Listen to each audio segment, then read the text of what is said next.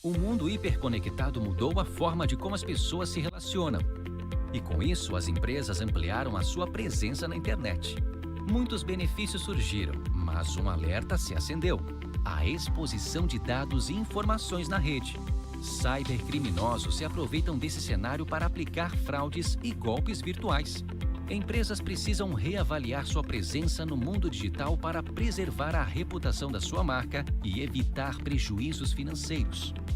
Com essa missão, a Shield Security quer tornar a internet um lugar seguro para a sua empresa. Estamos focados em ajudar organizações a proteger o seu ativo mais valioso, a informação. Buscamos tecnologias confiáveis no mercado para auxiliar as empresas na adequação e conformidade à Lei Geral de Proteção de Dados. E para isso contamos com parceiros de excelência, Shield Security, a melhor e a mais segura experiência digital para a sua empresa.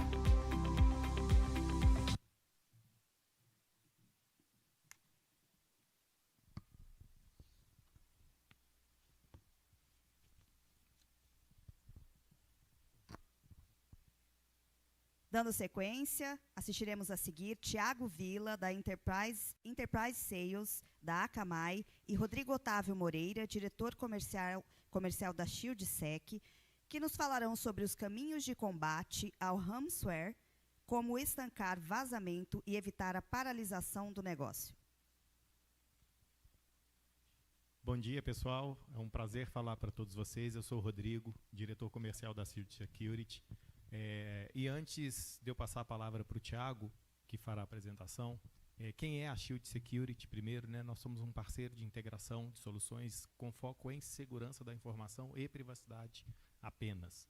Esse apenas é um leque muito grande, tem muitas possibilidades, e a gente consegue entregar para os nossos clientes essa visão conjunta para proteger dados, não apenas dados pessoais, e toda a infraestrutura de segurança para evitar a parada do negócio, né, sempre olhando continuidade e que os dados sejam seguros e acessíveis por pessoas corretas da forma correta, né. Hoje vamos falar especificamente sobre o caminho para o combate ao ransomware, então eu passo a palavra para o Tiago, que é o responsável pela Akamai, que atende boa parte aí do Brasil. Obrigado. Bom dia a todos e a todas. É um prazer estar aqui falando com vocês hoje. Como o Rodrigo bem falou, eu sou o representante da Akamai hoje, que atende a região. E hoje a gente vai trazer um assunto aqui que eu entendo que é bastante relevante e que deve tirar o sono aqui de muitos que estão hoje conectados à área de segurança e conectados à área de TI como um todo, que é a questão de ransomware, né? Eu acho que boa parte dos executivos e das pessoas que trabalham com tecnologia de maneira geral, à noite botam a cabeça no travesseiro e pedem a Deus, por favor, que eu não seja o próximo, né? Então, assim, é um pouco disso que a gente vai falar aqui hoje. É um pouco disso que a gente vai tentar ajudar vocês a tranquilizar o sono, né? Então, para a gente começar a falar, eu acho que é interessante a gente aterrissar o assunto do ponto de vista de alguns números. É importante que a gente entenda qual é a proporção disso que a gente está falando, e eu acho que números ajudam a gente a entender. Então, parando para... Não vou começar a mexer nisso de novo, né? Pronto, deixa ele aqui quietinho. Então, no primeiro quadrante ali, a gente tem 146 bilhões de tentativas de ataque que aconteceram, né? Isso é um número que está relacionado com o ano passado, de 2022, e esse crescimento é em comparação a 2021. Então, a gente tem um aumento exponencial das tentativas de ataque que aconteceram em 2022 frente a 2021, né? Então, são 55% de aumento que a gente teve em tentativas de ataque como um todo no mundo. 112 terabytes. O que é esse número? 112 terabytes está diretamente relacionado ao volume de dados que foi vazado no Brasil, sendo que esses 112 terabytes do Brasil representam 43% dos vazamentos de dados mundial. Então, o Brasil hoje está ali atuando como sendo o cara que detém a marca de quase metade do volume de dados vazado no mundo, está aqui dentro. Isso se dá a diversos fatores, né? Mas um que eu gostaria de chamar a atenção aqui, que a gente sabe, é exatamente a necessidade de evolução da aplicação de políticas de segurança que a gente precisa para dentro do nosso ambiente, né? Então, eu vou falar disso um pouco mais à frente, mas o arcabouço tecnológico que a gente utiliza hoje, ele praticamente não evoluiu tanto quanto os ataques. Tá? E 30% dos ataques que a gente está falando, eles são totalmente, né, são ataques do tipo ransomware. Né? O que isso quer dizer? Também é um aumento, e são ataques que têm alguns objetivos, né? Exfiltração de dados, comprometimento de operação e por aí vai. Então, esse, dentre os ataques que hoje a gente tem visto, é o que pode causar o maior impacto possível. Falando disso, o Gartner também fala um pouquinho sobre quais são as estratégias de defesa para ransomware em si. Tá? Eu não vou entrar muito na questão técnica aqui, mas eu queria só pontuar que, para que a gente consiga ter eficácia na política de segurança aplicada e proteção efetiva em relação a ataques de ransomware, a gente precisa de estar preparados, a gente precisa de se prevenir, a gente precisa de detectar, remediar e depois recuperar esse ambiente. Então, hoje, se vocês olharem, né, isso daqui é um pouco de uma reflexão, eu convido vocês a fazerem uma reflexão, com base nas tecnologias que eu tenho aplicada hoje no meu ambiente, eu consigo mapear os ativos e identificar dados críticos, eu consigo mapear as lacunas de segurança, eu tenho visibilidade do meu ambiente, eu sei como que a minha aplicação fala, eu sei como que os meus serviços de rede são consumidos, as minhas seções de rede, meus segmentos de rede, eles estão de fato isolados? Meu perímetro de data center está protegido? Enfim. Então, é um pouco dessas reflexões, é um pouco disso que a gente quer falar. Aqui a gente tem uma fotografia que ela foi montada com base em inteligência artificial. E ela retrata dois momentos. Né? Então, o contexto que a gente passou para a inteligência artificial foi de um ataque de ransomware, e com base no arcabouço tecnológico que existe atualmente na maior parte das empresas brasileiras, quais seriam as reações dos times de tecnologia. Num primeiro momento, ela passou para a gente que era uma questão de incerteza, de falta de visibilidade, de não saber muito bem o que está acontecendo. Sim, tenho algo errado, mas eu não sei o que é. E, principalmente, se eu não sei o que é que eu vou fazer, ele também não vai saber. E, num segundo momento, em que descobre-se o que está acontecendo e que aí, de fato, o incidente começa a criptografar, aí vem a teoria ali de que entra num desespero total e mais do que isso, né, a incapacidade de reagir frente àquela determinada situação.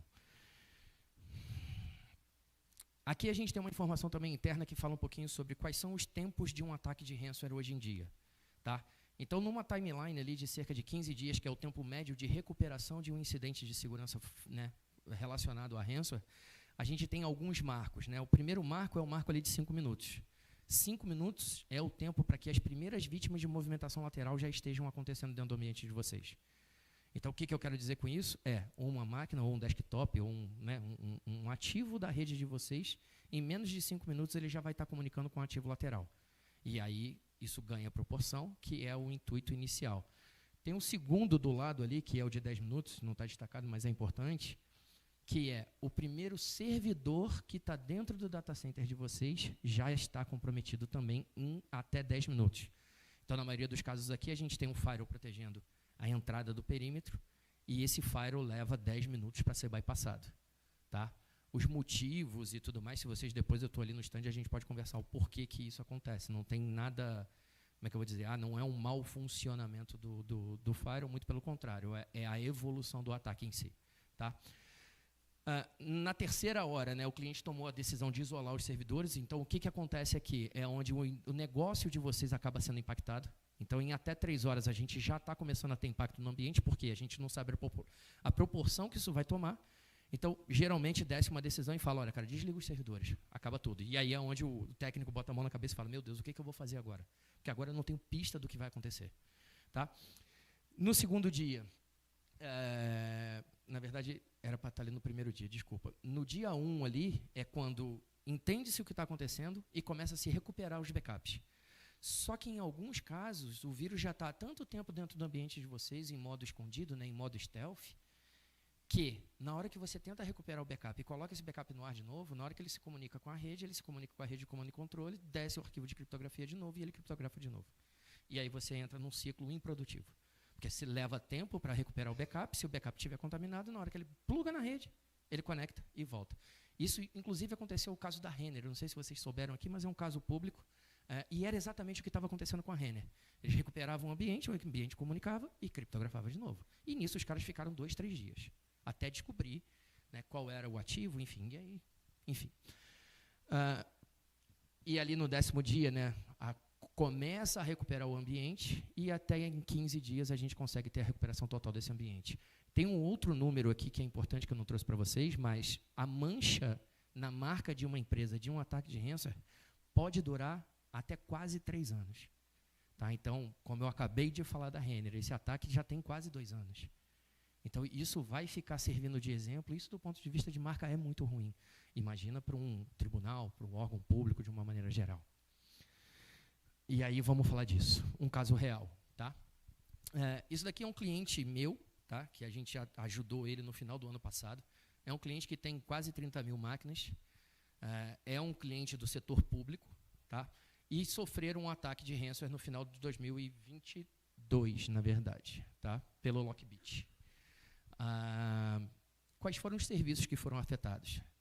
O ransomware parou a arrecadação do município, o ransomware parou o acesso a prontuário eletrônico do SUS, o ransomware parou todos os serviços sociais, o ransomware parou o diário oficial, do ponto que o prefeito não conseguia nem decretar estado de calamidade. Então, ele não conseguia fazer nada.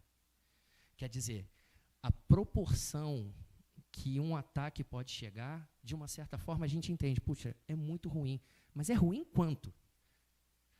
Então, nesse caso aqui em específico, você vê, a gente parou a arrecadação, o ransomware parou a arrecadação, o ransomware não deixou o prefeito fazer a comunicação oficial para poder pedir ajuda. Se ele tivesse que contratar alguma coisa de maneira emergencial, ele não ia conseguir, porque o cara não ia achar a prensa que imprime o diário oficial para poder fazer o negócio.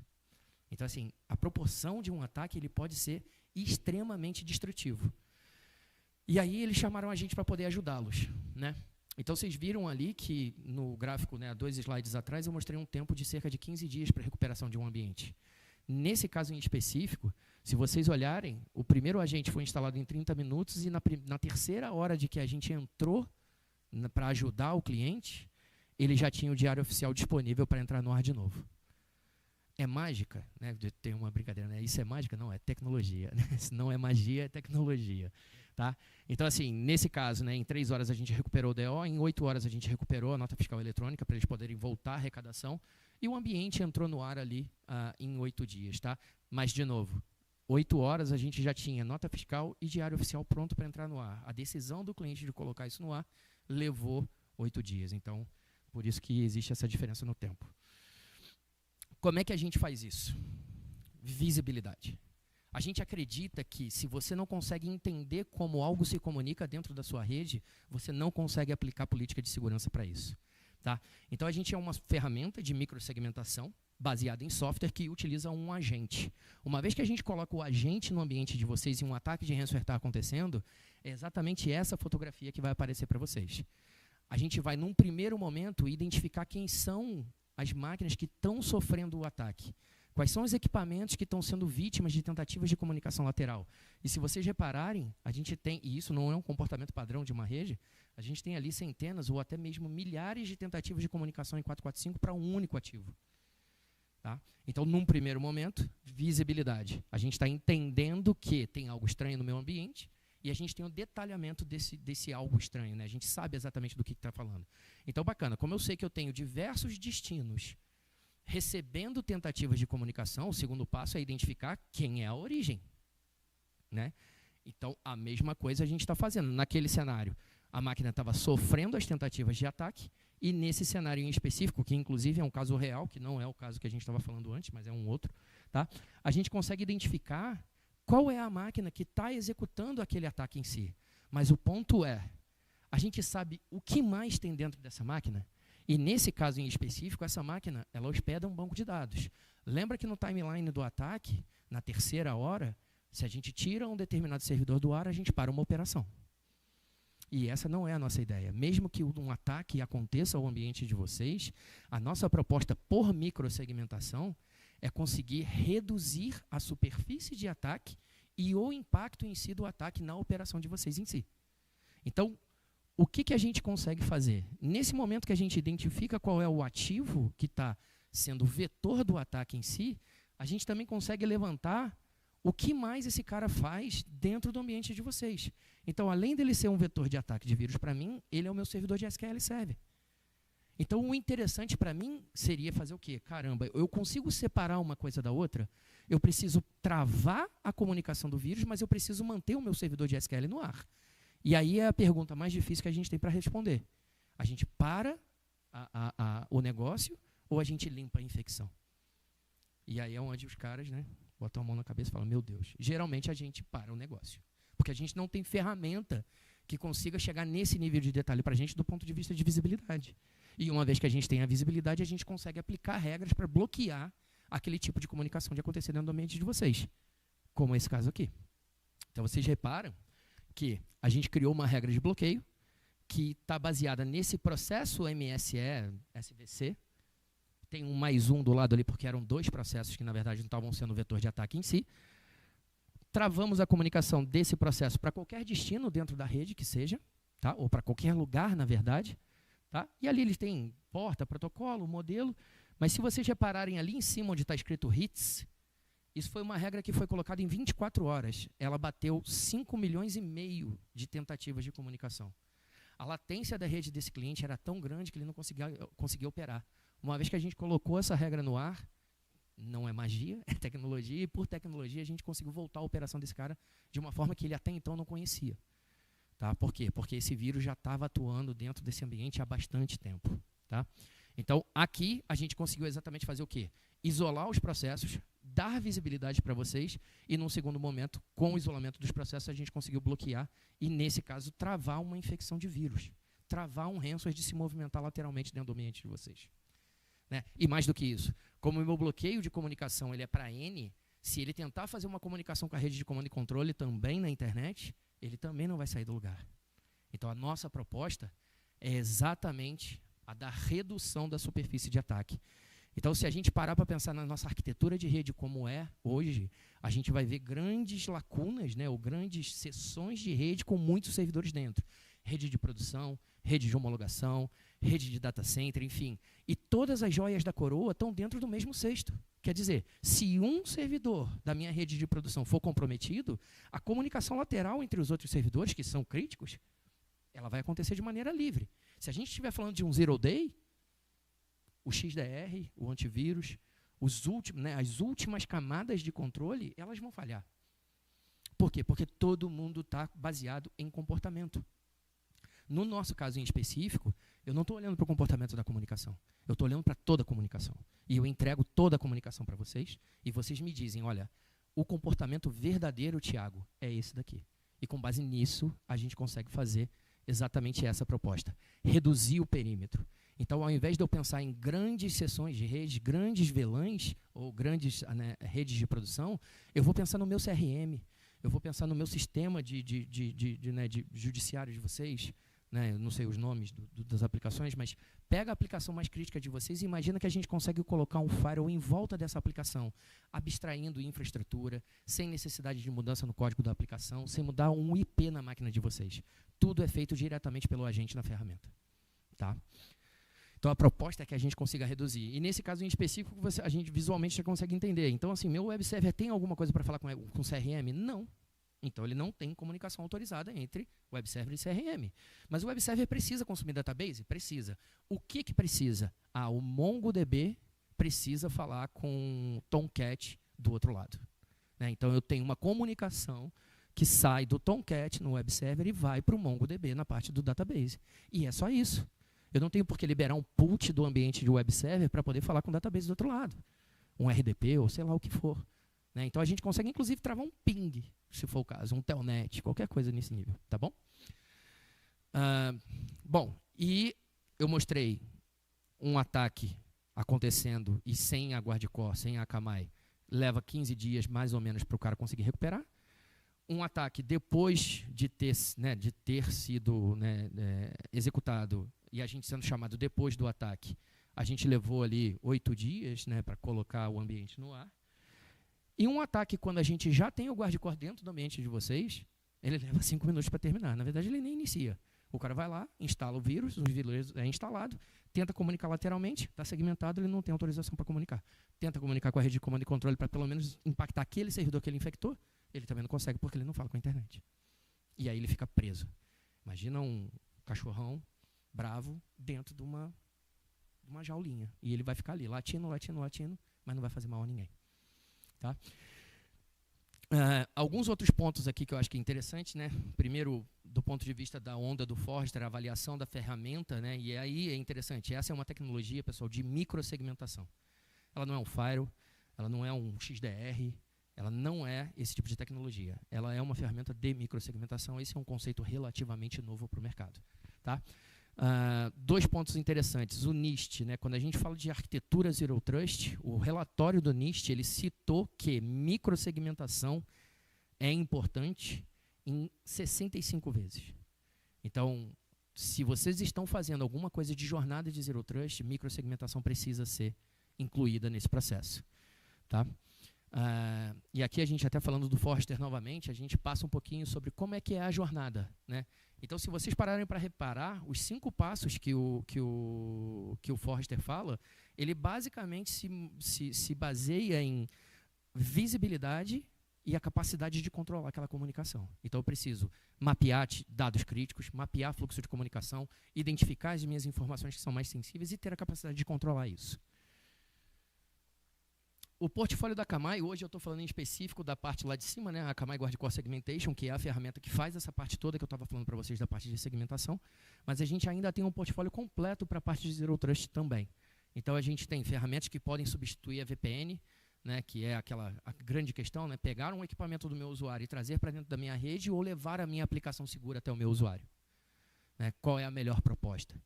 Né, então, a gente tem visto que cada vez mais as empresas têm adotado o modelo de levar a aplicação segura. Né, e ao invés de trazer o ativo, que às vezes é um ativo do próprio funcionário, que ele está de casa e não quer a máquina da empresa, enfim. Então, a gente consegue fazer isso.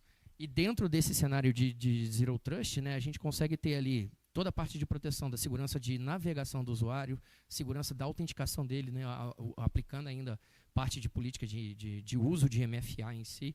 Então, é um portfólio completo que a Akamai tem, desde o request do usuário até dentro da informação que está dentro do data center de vocês. Então, eu não paro no data center. Eu consigo fazer a segmentação da comunicação que está acontecendo dentro do data center e entregar o dado seguro para o usuário na ponta, quer ele esteja dentro do perímetro, quer ele esteja fora do perímetro em si. Tá? E aqui alguns casos de uso. Hoje, em específico, a gente falou da questão do ransom em si, mas eu ainda consigo, através de microsegmentação, ajustar toda a parte de cloud migration. Então, eu estou consumindo alguma coisa de nuvem, quero levar uma aplicação minha para a nuvem. É difícil fazer esse processo, principalmente quando você não consegue fazer o levantamento de como é que minha aplicação funciona, quais são os componentes da minha aplicação. Então, a gente consegue entregar isso para vocês em questões de horas. E a gente sabe que um processo de migração de aplicação pode levar meses ou até mesmo anos. Tá? Então, por aplicação, eu consigo te entregar um levantamento do mapa de comunicação dela em questões de hora. Tá? Da parte de vista do acesso remoto, é a questão do ZTNA como um todo. Tá? E a parte de compliance também é algo que a gente consegue ajudar trazendo visibilidade para o ambiente de vocês. Nossa proposta é similar a uma proposta de construção naval. Né? Então, se eu tiver impacto de um único segmento daquele do meu navio, eu não preciso que esse impacto seja catastrófico. Então, ele vai inundar uma seção dessa do navio, as outras vão se manter seguras e, dessa forma, a flutuabilidade do navio vai conseguir e a gente vai chegar no nosso objetivo. Então, a provocação que eu vou fazer em vocês aqui agora, na verdade, para o final, é isso. A gente tem 2 opções. A gente pode ser proativo ou reativo. E a escolha é de cada um da gente. Então, a gente pode, sim, ter ferramentas hoje que conseguem nos proteger. E a gente tem dados, inclusive, que mostram que aplicações que têm segmentação, elas estão acima de 90%. Elas têm acima de 90% de índice de segurança. É muito difícil de você quebrar esse tipo de segurança. É uma bala de prata? Não. Mas ela é muito difícil de ser burlada. E é isso, pessoal. Hoje é o que eu tinha que trazer para vocês. Agradeço demais a oportunidade, agradeço o pessoal da organização do evento aí por convidar a gente mais uma vez para estar aqui falando. Obrigado, viu? E estamos no stand logo aqui à frente, na saída, né, do teatro. Se vocês quiserem, a gente tem um ambiente ali, a gente pode fazer uma demonstração, mostrar isso funcionando para vocês. Tá? A gente está até sexta-feira por aqui. Qualquer coisa que precisar é só chegar ali. Pessoal, mais uma vez, obrigado. Uma ótima tarde e um ótimo evento para vocês.